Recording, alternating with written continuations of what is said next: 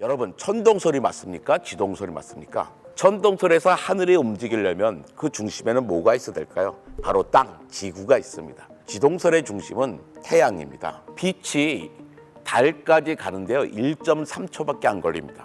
똑딱뚝 하면 지구에서 쏜 빛이 벌써 달에 도착하는 거죠. 여태까지 달 근처에 가본 사람은 21명, 달에 내려본 사람은 12명밖에 안 되는 거예요. 요즘 스페이스 X 같은 프로젝트가 있잖아요. 목표가 화성입니다. 화성에 가본 사람이 한 명도 없어요. 화성은 가장 가까울 때 3분 2초면 가거든요. 3분 2초밖에 안 걸린데 가본 사람이 아무도 없을까요? 너무나 멀기 때문입니다. 해가 뜬다는 건 뭡니까? 지구가 가만히 있고 해가 지구 주변을 돈다는 겁니다. 근데 사실은 그게 아니란 걸 알고 있잖아요. 해는 가만히 있고 지구가 자전하다 보니까 해가 보이는 거잖아요. 우리는 이미 알고 있어요. 지동설이 맞다고 알고 믿고 있지만 우리가 느끼고 말하는 것은 완전히 천동설주의자처럼 느끼고 말하고 있는 겁니다.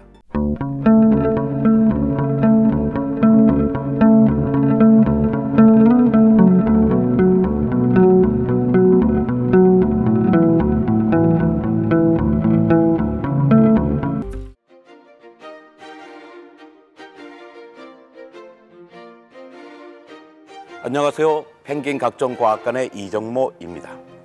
펭귄 각종과학관에서 일한다고 하면 사람들이 묻습니다.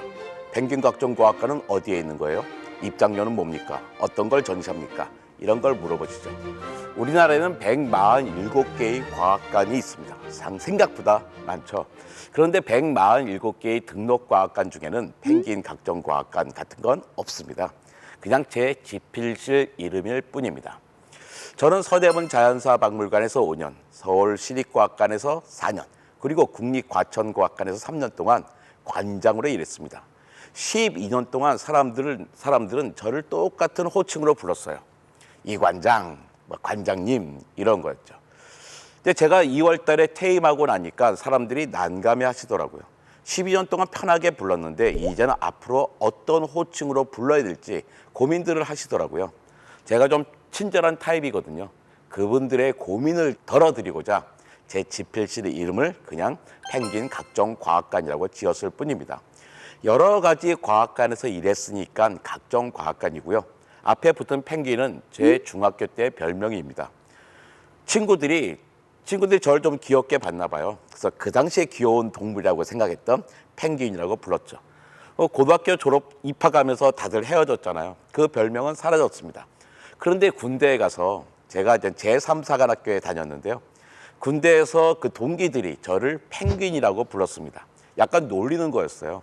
제가 태권도 할 때 발차기 하는 모습이 겨우 펭귄이 발차기 하는 것처럼 까딱까딱 움직였나 봐요. 그 모습을 놀리려고 저를 펭귄이라고 불렀는데 저는 그 펭귄이라고 하는 별명이 마음에 들었습니다. 일단 귀엽잖아요. 펭귄 정말 귀여운 동물입니다. 냄새는 지독하지만 말이에요. 저는 오늘 여러분과 4번에 걸쳐서 과학 이야기를 하려고 합니다. 과학 이야기 한다니까 야 무슨 공식 나오고 수학 나오는 거 아니야? 이렇게 생각하실 필요는 없습니다. 그냥 평범하게 겁먹지 말고 이야기를 편하게 들으시면 될 것 같아요. 우리는 지금 과학의 시대에 살고 있죠. 우리는 잠시도 아침에 일어나서 잠을 잘 때까지도 과학과 기술의 영향에서 벗어나 있지 않습니다. 아침에 일어나서 커피를 내릴 때부터 밥 먹고 책을 보고 이동하고 심지어 잠을 잘 때도 스마트워치가 내 수면을 다 검사하고 있잖아요. 특히 도시인들은요 정말 과학 바깥에 벗어나지 못해요. 그런데도 우리는 과학을 잘 이해하고 있지 못하죠. 과학과 동떨어져 있지 못하는데 과학을 이해하지 못하니까 왠지 불안하고 불편하기도 합니다. 우리는 민주공화국의 시민이죠. 민주공화국의 시민으로서 권리를 누리려면 민주공화국은 모든 주권은 국민으로부터 나오잖아요. 그럼 국민으로서의 권리를 누리려면 헌법을 알아야 되는 것처럼 과학을 우리가 누리기 위해서는 과학을 이해할 수 있어야 됩니다. 과학을 이해한다는 게 꼭 과학 지식을 쌓는다는 걸 말하지는 않습니다. 과학 지식을 쌓는 건요 이제는 아예 불가능합니다. 너무나 빨리 과학이 발전하고 있거든요. 심지어 과학자들조차도요 범위를 벗어나면 자기 연구 범위를 벗어나면 쫓아가지 못합니다. 여러분 가운데 학교에 다닐 때 과학점 제법 하셨던 분들 계실 겁니다. 하지만 여러분 자녀가 중학생이 되면 시험 공부할 때 전혀 도움을 주지 못하는 상황이 되었어요.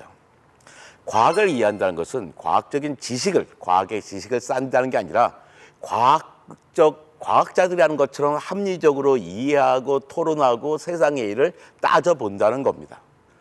과학적인 태도를 갖는다는 것이죠. 그렇다면 과학적인 태도란 무엇일까요? 오늘 저는 그걸 천동설과 지동설의 대결 과정에서 살펴보도록 하겠습니다.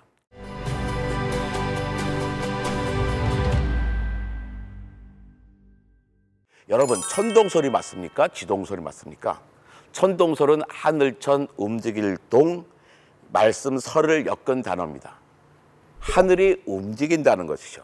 지동설은 하늘천 대신 땅 지자를 써서 땅이 움직인다고 합니다. 천동설에서 하늘이 움직이려면 그 중심에는 뭐가 있어야 될까요? 바로 땅, 지구가 있습니다. 지동설에서는 지구가 움직이니까 다른 무엇인가가 중심에 있겠죠? 지동설의 중심은 태양입니다. 지동설은 태양이 중심에 있고 지구는 태양을 중심을 돌고 있습니다. 사실은 기분이 좋은 건 아니었어요. 왠지 우리는 다 중심이 되고 싶잖아요. 초등학생들에게 묻습니다. 야, 천동설이 맞니? 지동설이 맞니? 이렇게 물으면요, 쳐다봐요. 아니, 관장님이 그걸 질문이라고 하세요? 이런 거죠. 당연히 지동설이 맞죠? 라고 이야기합니다. 그건 저는 묻습니다. 야, 너 지동설이 맞는지 어떻게 알아? 하고. 그럼요, 아이들은요, 1초도 고민하지 않고 대답하는데요. 대답이 두 가지예요. 어떤 아이들은 책에서 봤어요. 또 어떤 아이들은 선생님이 가르쳐 줬는데요. 라고 대답하죠. 사실이거든요. 그래서 물어봐요. 야, 너희 선생님은 어떻게 알았을까? 그 책 쓴 사람은 어떻게 알았을까? 하고 묻습니다. 그럼 또 아이들은 이번에 한 3초쯤 고민하다 대답합니다. 잠깐 당황한 거죠. 뭐 우리 선생님도 자기 선생님에게 배웠겠죠. 그 책 쓴 사람도 다른 책 봤겠죠? 라고 이야기합니다. 정말로 순수한 대답입니다. 그 어떤 사람도요, 우주선을 타고 우주 높이 올라가서 쭉 내려다 보니까 저기 태양을 중심으로 행성들이 돌고 있네, 본 사람이 한 명도 없어요. 빛이 달까지 가는데요, 1.3초밖에 안 걸립니다. 빛이 1초에 지구를 7바퀴 반 돈다는 건 초등학교 때 이미 배우셨잖아요. 똑딱뚝 하면 지구에서 쏜 빛이 벌써 달에 도착하는 거죠. 엄청나게 가까이 있는 겁니다. 그런데 여태까지 달 근처에 가본 사람은 21명, 달에 내려본 사람은 12명밖에 안 되는 거예요. 요즘 스페이스 X 같은 프로젝트가 있잖아요. 목표가 화성입니다. 화성에 가본 사람이 한 명도 없어요. 화성은 가장 가까울 때 3분 2초면 가거든요. 왜 3분 2초밖에 안 걸린데 가본 사람이 아무도 없을까요? 너무나 멀기 때문입니다. 아무도 본 적이 없는데 우리들은 어떻게 천동설은 틀렸고 지동설은 맞다고 단언합니까? 우린 솔직히 지구가 뭐 둥글다거나 막 자전하고 공전한다는 거 못 느끼잖아요. 지구가 막 날아간다고 느끼면 우리가 어떻게 여유 있게 걸어다니겠어? 뭔가 꽉 잡고 있어야겠죠. 그나마 지구가 둥글다는 건 지구에서는 못 느끼지만 달에 비친 지구의 그림자라든지 아니면 우주에 가서 찍은 지구 사진이 있으니까 둥글다는 걸 알 수 있지만 근데 그것도 또 못 믿는 사람들도 있더라고요. 미국에 가니까요, 지구가 평평하다고 주장하는 사람들이 수천 명이 모여서 토론을 하는 모습을 제가 봤습니다. 그 학회는 수만 명이 가입해 있다고 해요. 우리나라도 사실 몇 분 계십니다. 굳이 그런 분들을 지구는 평평하지 않아 둥글어라고 막 설득하실 필요는 없어요. 신발 털고 신발에 먼지 털고 자리를 뜨는 게 최선입니다. 여행을 하다 보면 새벽 노을, 저녁 노을 보려고 우리가 억지로 어디에 올라가고 그러잖아요. 아름답기 때문입니다.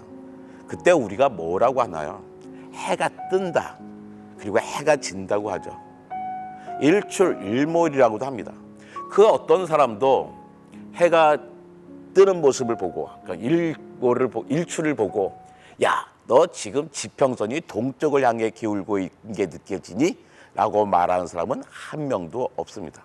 완전히 다른 거죠. 해가 뜬다는 건 뭡니까? 지구가 가만히 있고 해가 지구 주변을 돈다는 겁니다. 근데 사실은 그게 아니라는 걸 알고 있잖아요. 해는 가만히 있고 지구가 자전하다 보니까 해가 보이는 거잖아요. 우리는 이미 알고 있어요. 지동설이 맞다고 알고 믿고 있지만 우리가 느끼고 말하는 것은 완전히 천동설주의자처럼 느끼고 말하고 있는 겁니다. 그렇다고 해서 우리가 너무나 부끄러워할 필요는 없어요. 왜냐하면 천동설주의자의 우두머리가 바로 아리스토텔레스 선생님이기 때문입니다.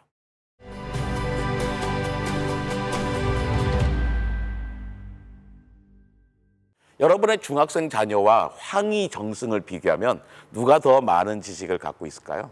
중학생이 훨씬 많이 알고 있습니다. 황희정승이 뭐 뉴질랜드가 어디 있는지 알았을까요? 맹글로브 숲이 뭔지 알았을까요? 몰랐습니다.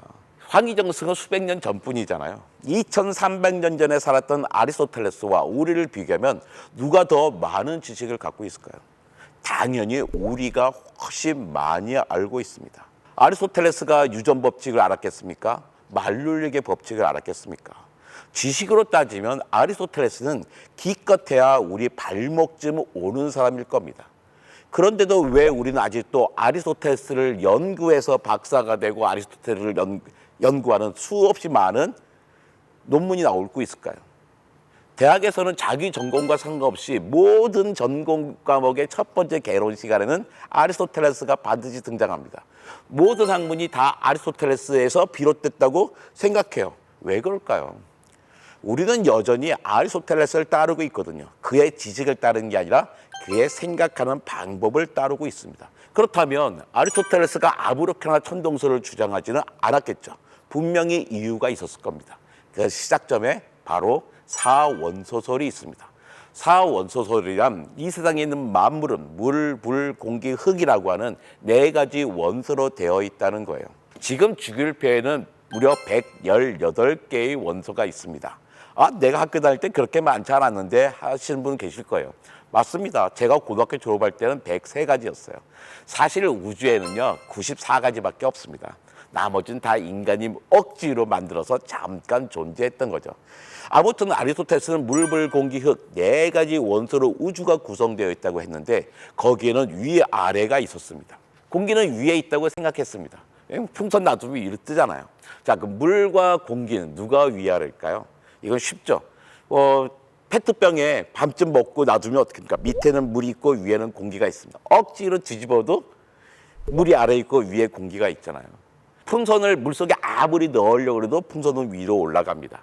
아리스토텔레스는 이렇게 설명하죠. 공기의 자리는 물의 자리보다 위야. 그러니까 자기 자리를 찾아가는 거지라고 이야기합니다. 하늘에 떠 있는 저 흰 구름이 기체일까요? 액체일까요? 지금 뭐 가물가물하실 겁니다. 아마 한 반 정도는 기체라고 생각하시고 반 정도는 액체라고 생각하실 거예요.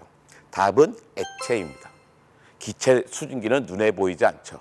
주전자에 물을 넣고 막 끓이잖아요. 하얀 김 나오죠. 그 김은 액체입니다. 김이 식어서 김이 된 거예요.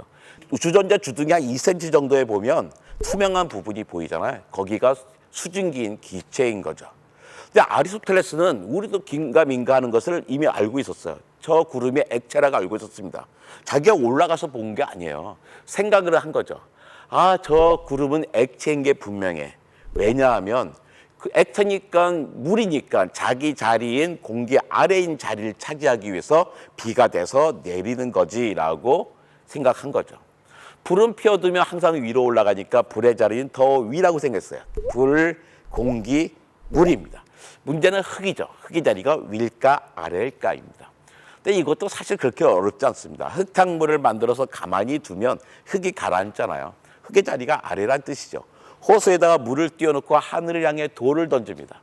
우리가 아무리 세게 던져도 어떻게 돼요? 만약에 흙의 자리가 저 위쪽이라면 우리가 던진 돌은 하염없이 올라갈 겁니다. 근데 우리가 아무리 세게 던져도 돌은 결국 공기를 뚫고 물을 뚫고 호수 바닥에 가라앉잖아요.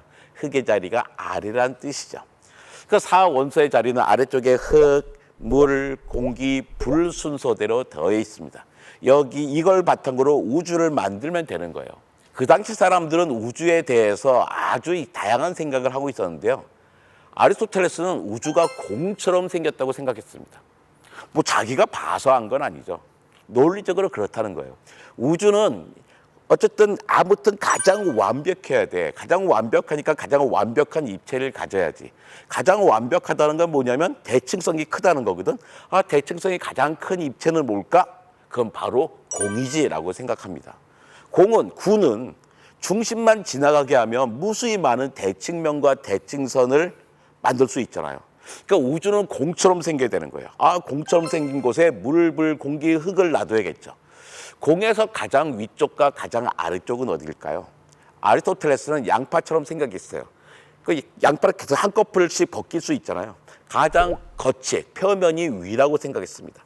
표면이 가장 위면 가장 아래는 중심이겠죠.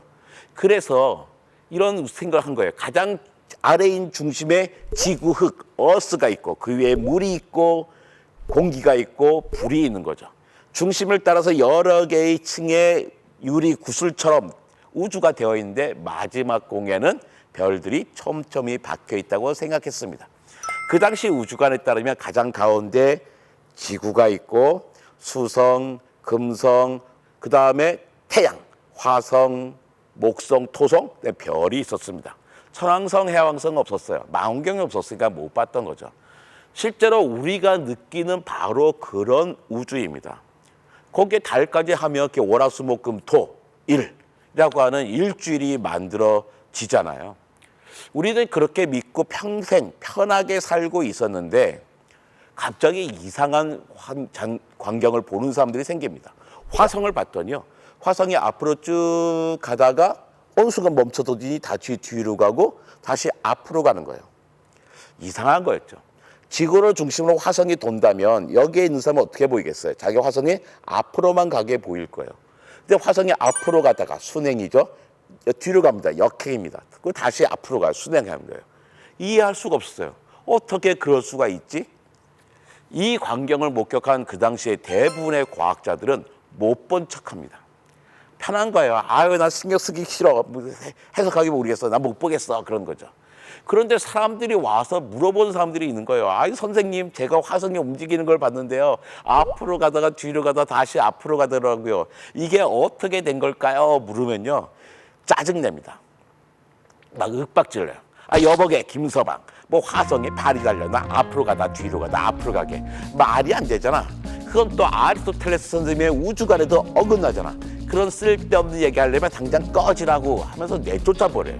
근데 모든 사람이 그렇게 하진 않잖아요. 누군가는 그 문제를 해결하려고 합니다. 기원 후 2세기에 살았던 프톨레마이오스가 바로 그런 사람입니다. 그리스 철학자였죠. 이 사람은 기가 막힌 장치를 발명합니다. 바로 주전원이라고 하는 작은 원이에요. 지구를 중심으로 화성이 이렇게 원운동을 하는데요. 그냥 원운동을 한 게 아니라 이 궤도에 중시점을 준 작은 원을 그러면 돈다는 거예요. 지구가 있고 화성이 도는데 원을 돌면서 돕니다. 원을 돌면서 도니까 어떻게 해요? 앞으로 가는 순행 과정이 있고 뒤로 가는 역행 과정이 있는 거죠. 아주 간단한 장치였어요. 주전원이라고 하는 작은 걸 붙이니까 모든 천체는 지구를 중심으로 돈다는 아리스토텔레스의 우주관에 상처를 주지 않으면서도 행성의 역행을 설명할 수 있었기 때문이죠. 또 다른 문제가 생기면 또 다른 장치를 붙이고 또 다른 문제가 생기면 또 다른 장치를 붙입니다. 천동설 우주관은 점점 복잡해지지만 어쨌든 지구 중심의 우주관은 여전히 유지될 수 있었습니다. 바로 코페르니쿠스가 등장했을 때까지죠.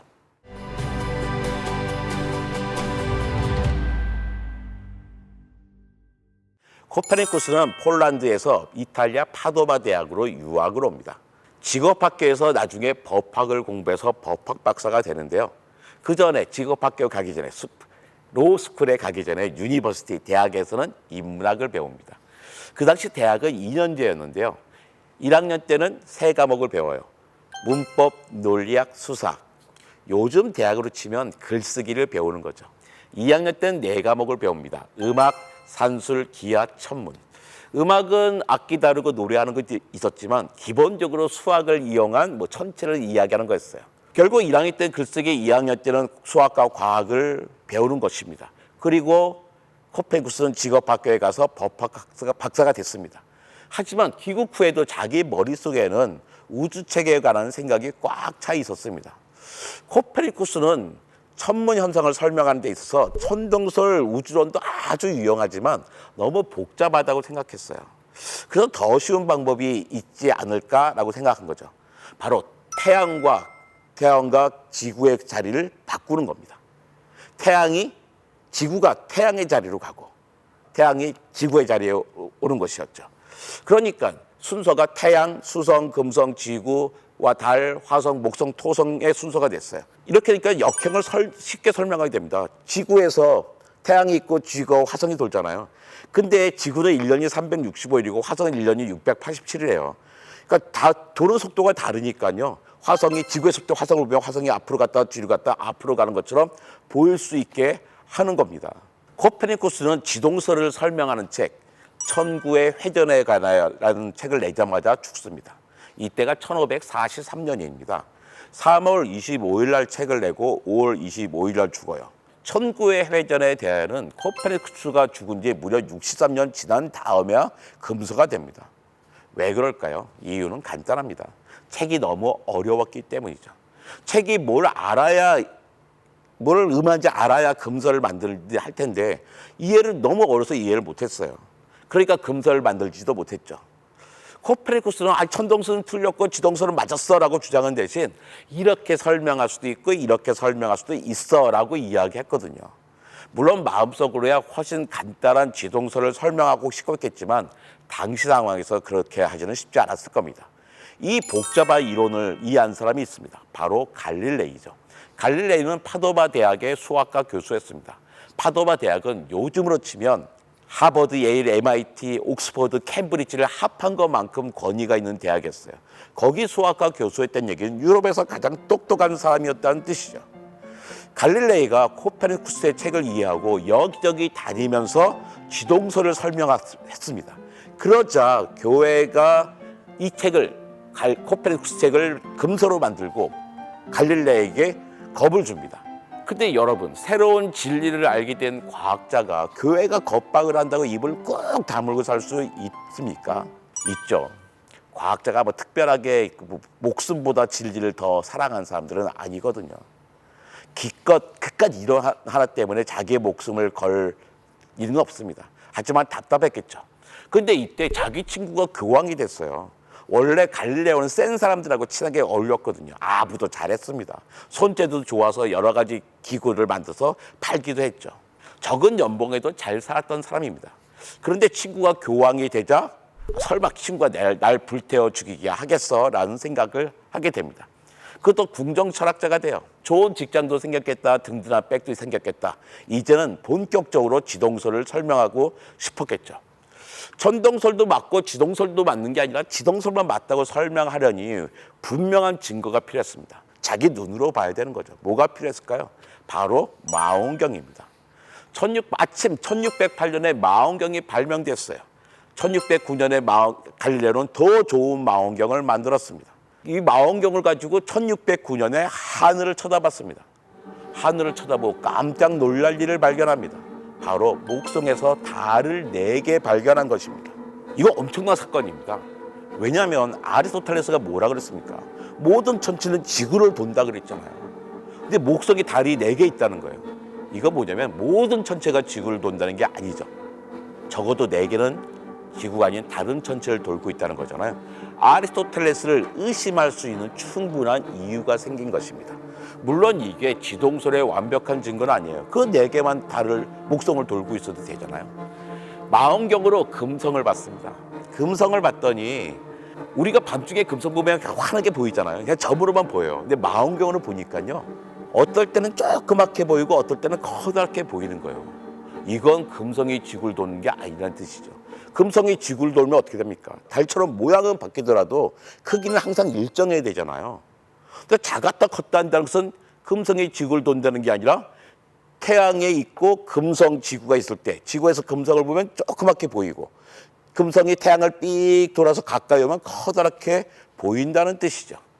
이런 증거가 쌓이고 나니까 이건 천동설이 아니라 지동설이 맞겠구나라고 생각을 하게 됩니다. 증거가 확실해졌죠. 이쯤 되면 천동설은 더 이상 힘을 가질 수 없게 되었습니다. 지동설이 맞는 게 분명해졌거든요. 그렇다면 세상은 천동설을 버리고 지동설을 채택하게 됐을까요? 천만에요. 그런 일은 일어나지 않았습니다. 여전히 교회는 천동설을 주장했고 지동설을 주장하는 사람들에게 벌을 주었습니다. 새로운 사실이 밝혀졌다고 해서 그게 받아들여지는 것은 아니에요. 로마 가톨릭 교회가 지동설을 공식적으로 인정한 것은 1992년의 일입니다. 50년 전, 100년 전, 200년 전에 몰랐을까요? 알았죠. 하지만 그 사실, 자기가 틀렸다는 사실을 인정하면 권위가 무너진다고 생각하고 미루다가 요한 바오로 2세 교황께서 해결하신 겁니다.